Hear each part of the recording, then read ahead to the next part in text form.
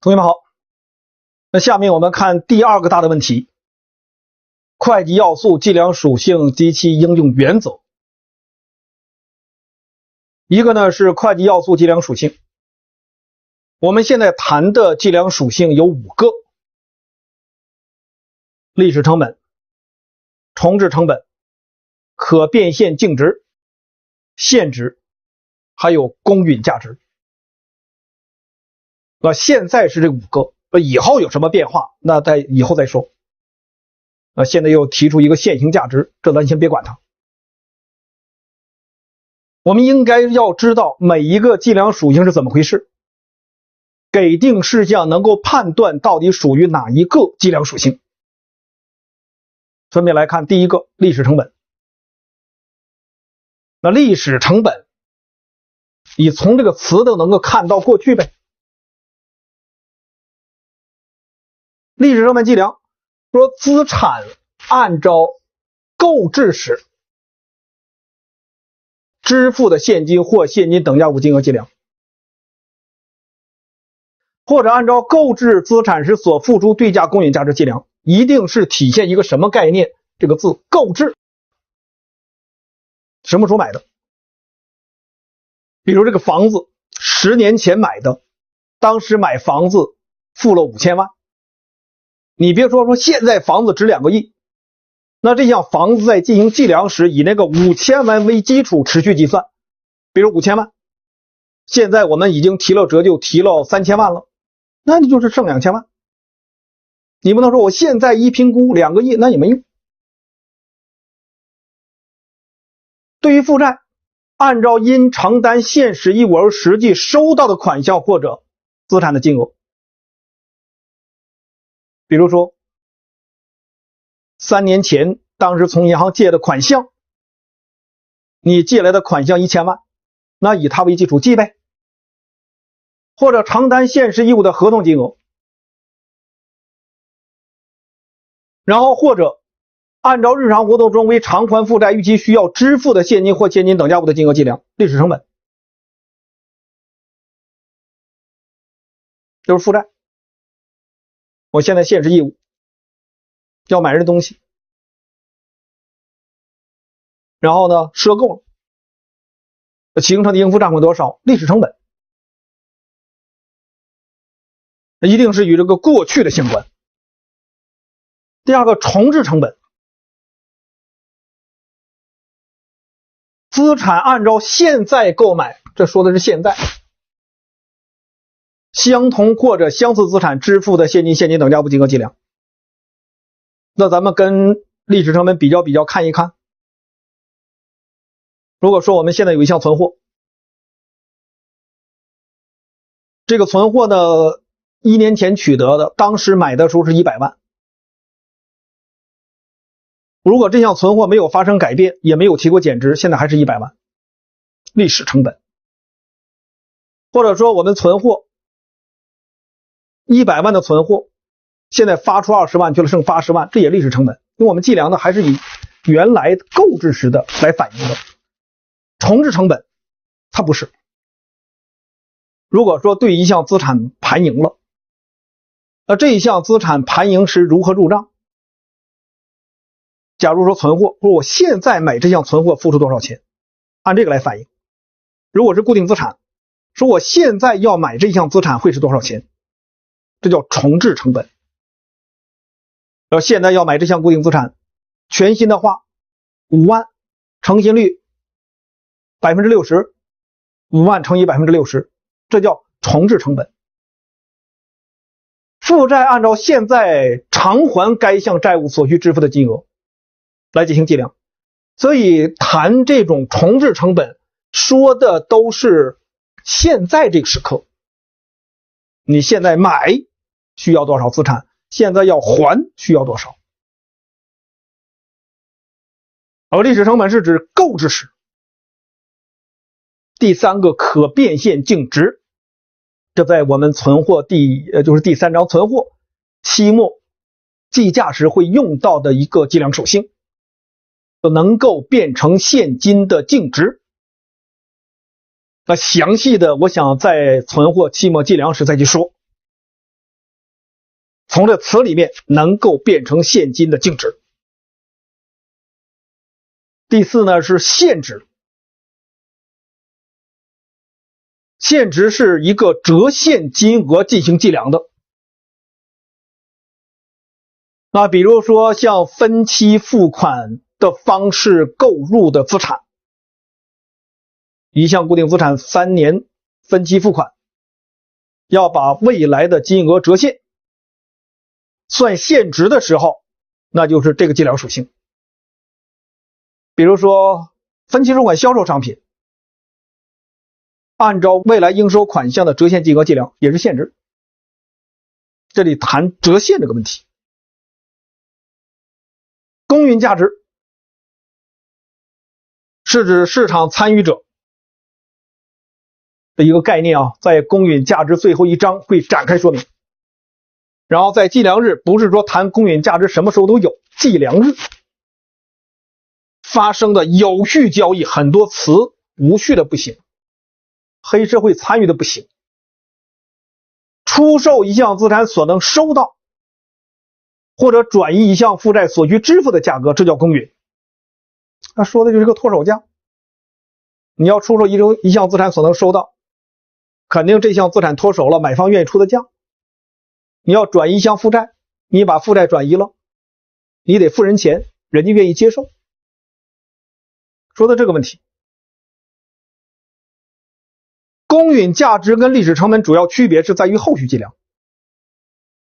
我们书上有一些资产是按照公允价值来进行计量的。你像第2章可供出售金融资产，还有以公允价值计量起其变动基础当期损益的金融资产，那就是公允价值啊。再比如说投资性房地产的后续计量，我们也可以采用公允价值。第二，各会计要素计量属性之间的关系，就简单的说一下。一般的来讲，我们还是强调历史成本计量，到目前的实务之中是这样，但是确实也面临着一定的冲击，所以最新的国际上有人也提出现行价值。他说什么？说有的一些资产你按照历史成本计量不合适了，你像特别是我们国家有的厂房，有的办公大楼，那真正的一些价值要比账面历史成本高不知多少了。我们有的土地还没有入账，土地能说它没价吗？所以历史成本当然受到一定的冲击，不过我们到目前为止实务之中，你主要还是历史成本。其他的要用的话，那你要证明它更合适才可以。这是说原则，主要就是历史成本。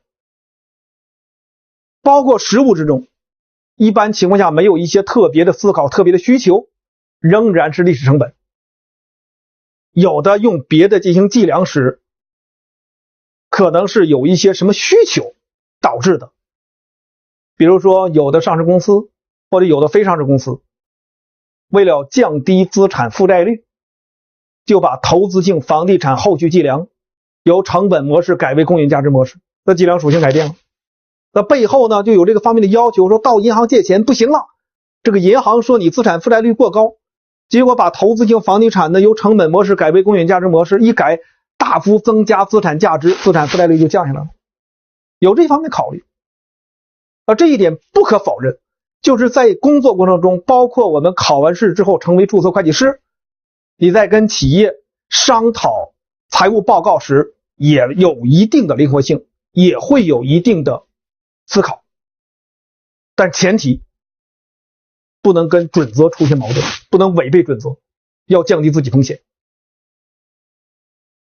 我们看12年考试的一个多选题，下列各项资产负债中应当采用公允价值进行后续计量的有，就说是公允价值进行后续计量。 A. 持有已被出售的商品，那显然不是公允价值计量属性，自己的商品已被出售，我们不是说把商品调到公允，仍然是历史成本。 B. 为交易目的持有的5年期债券。那你持有5年期债券，我交易目的随时买卖，那一项交易性金融资产了，以公允价值计量。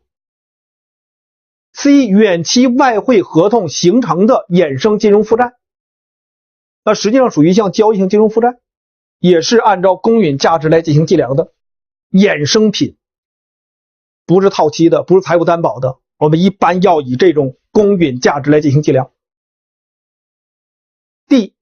实施以现金结算的股份支付计划形成的应付职工薪酬，这在在股份支付里面会谈现金结算股份支付，应付职工薪酬要反映每个资产负债表日的公允，所以它是公允价值计量属性。B、C、D 正确。再看下面一个多选题2011年考试的题目。我们以前曾经2011年之前考试多选题是5个选项，而现在的题目都是4个选项了。也就是说实行季考之后，难度是降低了。下列各项关于资产期末计量的表述中正确的有 A. 固定资产按照市场价格计量，市场价格实际上也是体现一种类似于公允，这不是。固定资产的计量呢，仍然还属于历史成本这种属性，实际上它是要按照账面价值与可收回金额那个低的吗？就是你可收回金额比账面价值低的对得起减值准备。提减值准备是对历史成本的一种修订，不要说认为提减值准备是公允价值计量属性，它不是。B. 持有制到期投资按照市场价格计量，也不是。持有制到期投资它的计量属性是摊余成本，按照摊余成本来进行计量的。这在第2章会谈这个问题。C. 交易性金融资产按照公允价值计量。第一类金融资产以公允价值计量且其变动计入当期损益的金融资产，报表上就是这个项目。我们核算时用的是交易性金融资产，它是公允价值计量属性。D. 存货按照成本与可变现净值孰低计量，这是在存货大家会看到期末计量成本与可变现净值孰低，没问题。E. 应收款项按照账面价值与其预计未来现金流量现值孰低计量。我们谈资产账面价值的时候，要把这项资产已经提的坏账准备扣除。好了，那我们分析一下，如果说这项是应收账款，应收账款假定余额呢是100，他已经提了坏账准备提的是20，那应收账款的账面价值就应该是100减去20等于80，这它的账面价值。应收款项提减值理论上是跟预计未来现金流量现值来进行比较。那假如说我们现在告诉未来现金流量现值是90的话，账面价值80，未来现金流量现值是90，那你说期末这项应收账款按照多少金额来进行计量？90，就应收款项的减值可以往回转。原来提了准备提了20，余额是100，你只要说不超过转回时超过100就可以了。那我们计量时就应该90，它就不是账面价值跟未来现金流量现值孰低了。E 的说法就不对了。要说按照账面余额100和未来现金流量现值孰低计量没毛病。你未来现金流量现值90按照90计，你说未来现金流量限制101了，那我们只能反映100，历史成本不能比原来的那个余额高，这是必须的。所以这是注意的一个问题了。那我接下来说存货，它的减值也可以往回转。D 要是说成存货按照账面价值与可变现净值孰低计量行不行？不行。成本可以，但是要说固定资产按照账面价值与可收回金额孰低计量没毛病，因为固定资产的减值在持有期间不能往回转。假如说固定资产账面价值是100万，它跟可收回金额比较减值的时候，说可收回金额90万，按90万计量，账面价值100万，可收回金额105，按100计量，你不能往回转。那什么意思？当资产的减值准备可以往回转的时候，你就不能说账面价值和提减值对应的，比如预计未来现金流量限值啊、可变现净值孰低计量了，这不行，不能转的可以。大致这样，除金融工具确认计量准则规范的，比如说持有至到期投资、可供出售金融资产这样的长期资产，剩下的长期资产的减值一经计提，持有期间不得转回，是在资产减值准则规范的。流动性的一些资产减值可以往回转，我说更详细内容会在资产减值那一章来说。我想这里面一个难的地方就是选项 E。选项 E 要变成按照账面余额与未来现金流量限制孰低计量就可以，但账面价值不行。我们看下面一个单选题，在历史成本计量下，下列表述中错误的是，这里说的错误 A 负债按预期需要偿还的现金或现金等价物的折现金额计量，这个行吗？那不行。 B 负债按因承担现实义务的合同金额计量，就是你现实义务承担多少金额了，合同金额，比如说赊购商品应付账款多少，没问题。 C 资产按购买时支付的现金或现金等价物金额计量，那资产一定要谈购买时。 D 呢，资产按照购置资产时所付出对价公允价值计量，谈资产嘛，就是一个是购买时或者你购置付出对价公允，没有负债没有折现金额这一说，选项 A 是错误。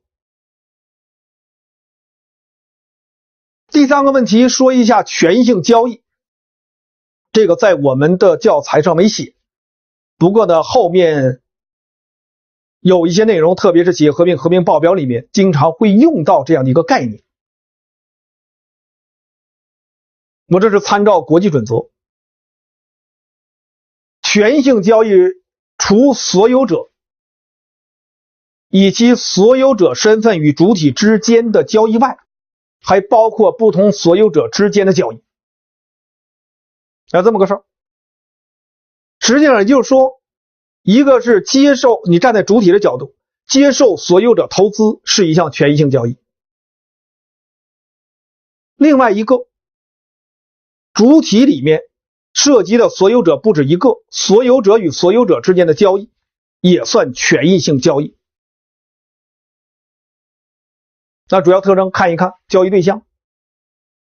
那权益性交易除所有者以及所有者身份与主体之间的交易外，还包括不同所有者之间的交易。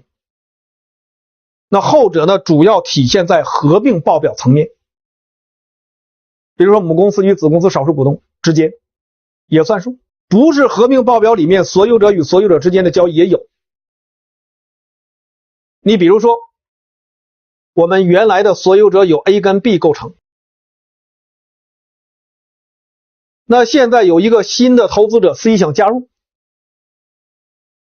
原来呢 A 是 50%，B 呢持股比例 50%，C 投进一笔钱，他要占到投这一笔钱呢要占 20%， 然后呢他们每一个的持股比例都分别的降为 40% 了。那你接受 C 投入之后，站在主体的角度上，所有者与所有者之间的交易。那我们 C 投入这个钱，比如银行存款、借银行存款，贷方实收资本，实收资本呢就是投完之后有多少注册资本乘以 20% 呗，差额资本公积资本一将，这也是合并报表层面，母公司与子公司少数股东。那比如说母公司原来持有子公司 60%， 那少数股东持有子公司 40%。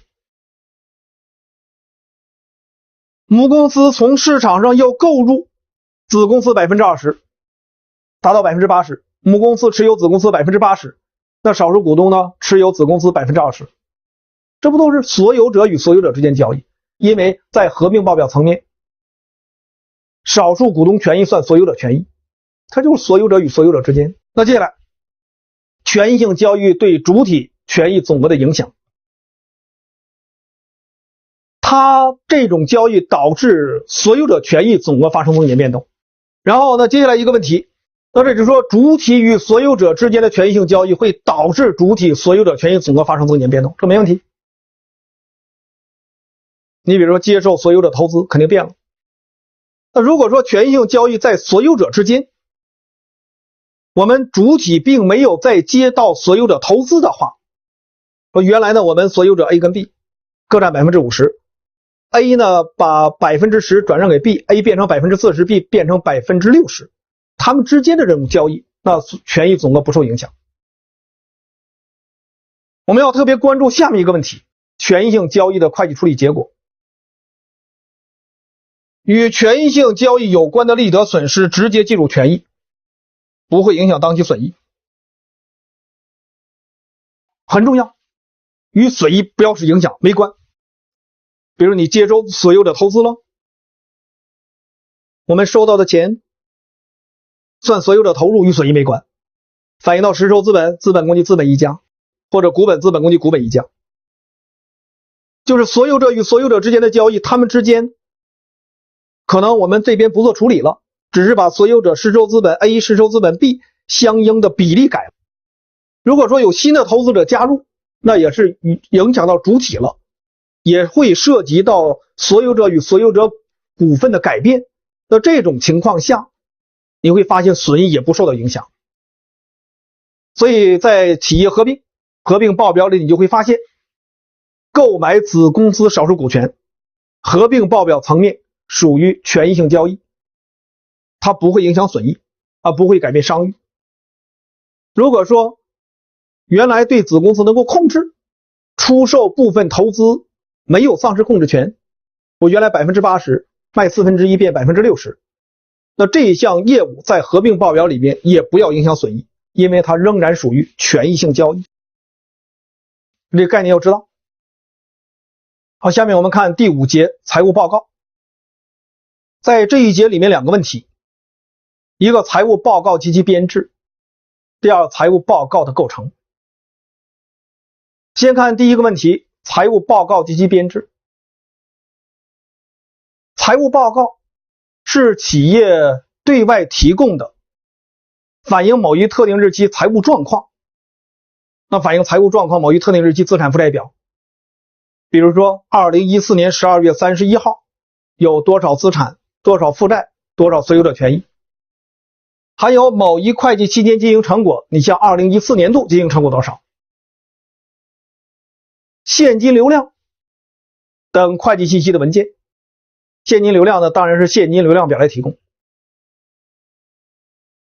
第二，财务报告的构成。财务报告包括财务报表和其他应当在财务报告中披露的相关信息和资料。财务报表以后再单说。除财务报表之外，就是与报表没什么关系的，有一些信息要进行披露的。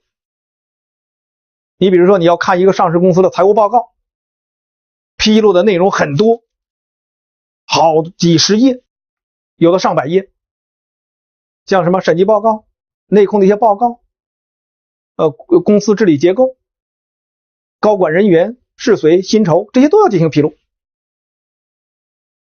再看财务报表，至少包括资产负债表，就是反映企业财务状况的了；利润表反映企业经营成果的；现金流量表反映企业现金流量的；所有者权益变动表反映所有者权益项目由年初到期末如何发生增减变动的报告及其附注。附注呢是与报表相关的资料要进行披露的。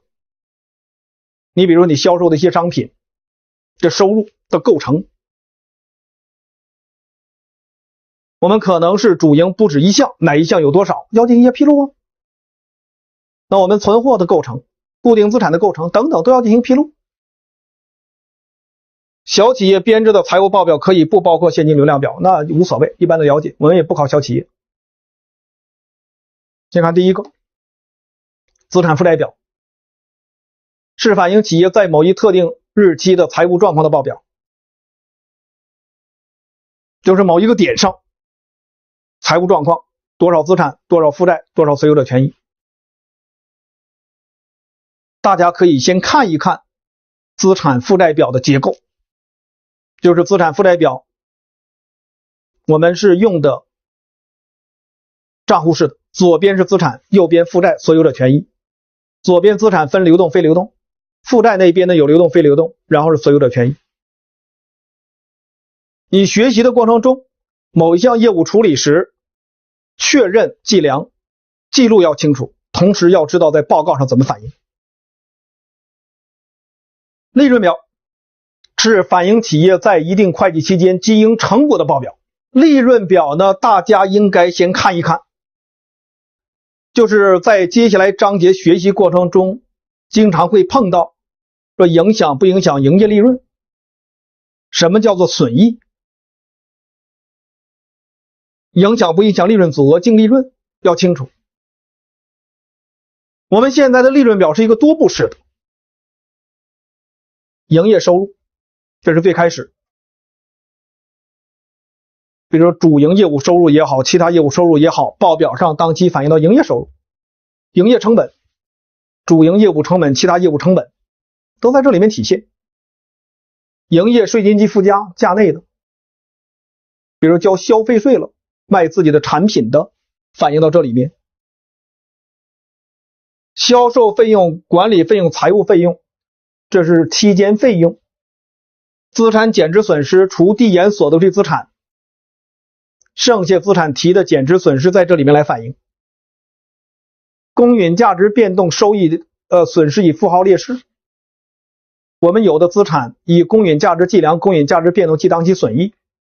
比如说第一类就是它以公允价值计量起其变动计当期损益的，核算的科目是交易性金融资产，都在这里面反映。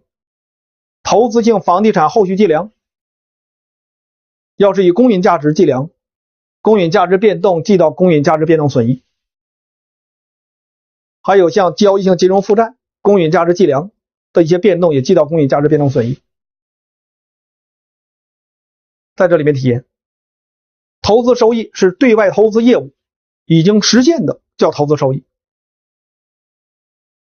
如果说对外投资以公允价值计量、公允价值计当期损益的，没有实现的是公允价值变动损益。营业利润，所以前面那些项目都与营业利润相关。但是你也会发现，如果说把公允价值变动损益的数字转到投资收益，一个增加一个减少，营业利润并没有受到影响。这后面做题时都会碰到，因为这两个都在营业利润之前。也顺便的说一下，营业利润之前所反映的不都是日常活动的。你像资产减值损失、公允价值变动损益、投资收益，它的概念不属于日常活动。像资产减值损失、公允价值变动、收益损失，这些也是一种利得损失的概念，加上营业外收入减营业外支出，这都是与非日常活动相关的。后面呢，收入、费用、利润那一章也会具体介绍营业外收入、营业外支出。那像记当期损益、利得和损失，典型的就是这两个。但是记当期损益的利得损失，像资产减值损失、公允价值变动损益、投资收益也都算。然后利润总额，就是营业利润跟利润总额之间是营业外收入、营业外支出，减所得税费用，然后净利润。净利润之前的都叫影响损益。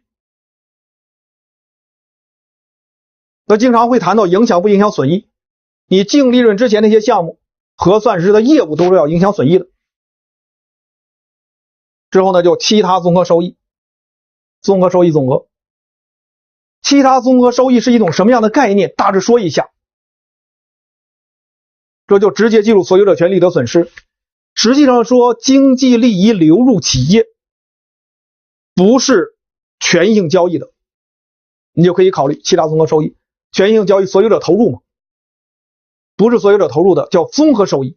综合收益里面扣掉净利润，其他综合收益。大方向这样来把握。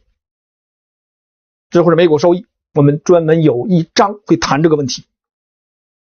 所以在开始的时候，你大致把资产负债表、利润表的项目看一看，特别是利润表。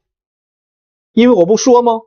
有时给定的题目让你算影响营业利润影响利润总额或者净利润，又能够进行辨别。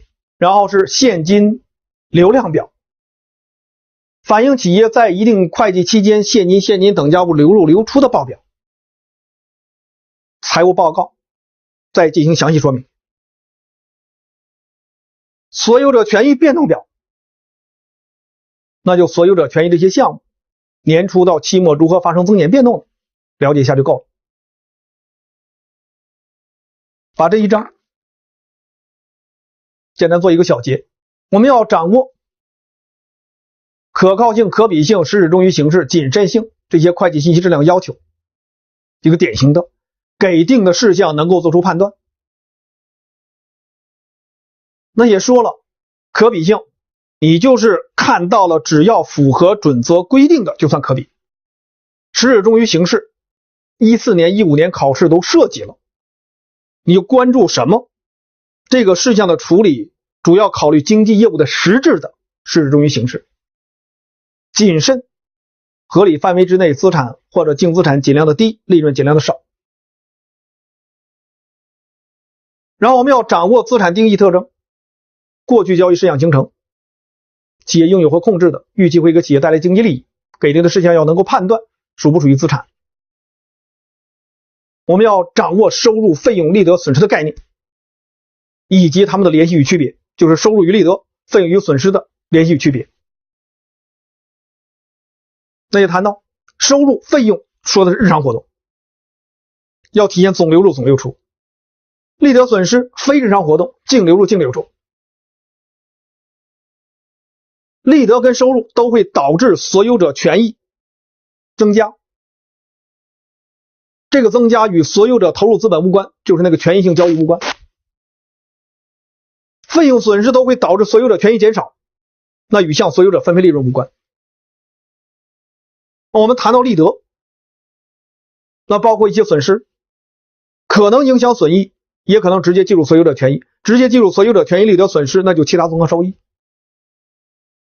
我们要掌握会计计量属性，5个给定的事项要知道用的是哪一个计量属性。这就是这一章的内容，谢谢大家。